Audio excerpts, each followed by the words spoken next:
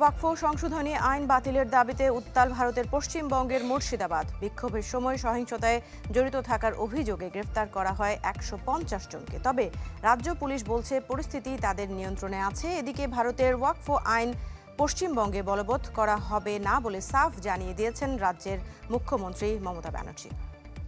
বসুন্ধরা ডায়াপেন্ট এখন আরো উন্নত। এই hot air through top sheet দ্রুত শোষণ করে সোনামণিকে দেয় কোমল অনুভূতি। পুড়ছে পুলিশের গাড়ি, পুড়ছে গণপরিবহন। বেশ কিছু জায়গায় হয়েছে হামলা ভাঙচুর। সহিংসতা আর আতঙ্কে দিন পার করছেন ভারতের পশ্চিমবঙ্গের মুর্শিদাবাদ জেলার মানুষ। সবচেয়ে করুণ পরিস্থিতি শামশেরগঞ্জ, সুতি ও ধুলিয়ান এলাকায়। সহিংসতায় জড়িত সন্দেহে বিভিন্ন এলাকা থেকে অন্তত ১৫০ জনকে গ্রেপ্তার করেছে পুলিশ। নতুন করে হামলার সংখ্যা ও গ্রেপ্তার আতঙ্কে ঘর ছাড়ছেন অনেকেই।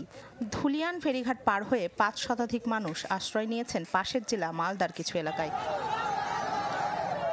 মুসলিম অধ্যুষিত জেলা হওয়ায় ওয়াকফ বিল আইনে পরিণত হওয়ার পর থেকেই মুর্শিদাবাদে তীব্র হয়েছে আন্দোলন। শুক্র ও শনিবারের সহিংসতায় থমথমে পুরো জেলা। শনিবার কলকাতা হাইকোর্টের নির্দেশে মুর্শিদাবাদের বিভিন্ন এলাকায় নামানো হয়েছে আধা সামরিক বাহিনী। টহল দিচ্ছে রাজ্য পুলিশ ও বিএসএফও। শনিবার রাতে বিএসএফ সদস্যদের লক্ষ্য করে পাথর ছোড়ে আন্দোলনকারীরা। বিএসএফ পাল্টা গুলি চালালে আহত হন এক যুবক। এর আগে শুক্রবার জেলা জুড়ে চলা বিক্ষোভের সময় সংঘর্ষে ৩ জন নিহত হন। ওয়াকফ সংশোধনী আইন নিয়ে বিশৃঙ্খল পরিস্থিতির মধ্যেই ১৬ এপ্রিল পশ্চিমবঙ্গের ইমাম, মুয়াজ্জিন, বুদ্ধিজীবী, আলেম উলামাদের সঙ্গে বৈঠকের ডাক দিয়েছেন মুখ্যমন্ত্রী মমতা বন্দ্যোপাধ্যায়। মমতার অভিযোগ, ভারতের কেন্দ্রীয় সরকার গায়ের জোরে সংশোধিত ওয়াকফ আইন জারি করেছে।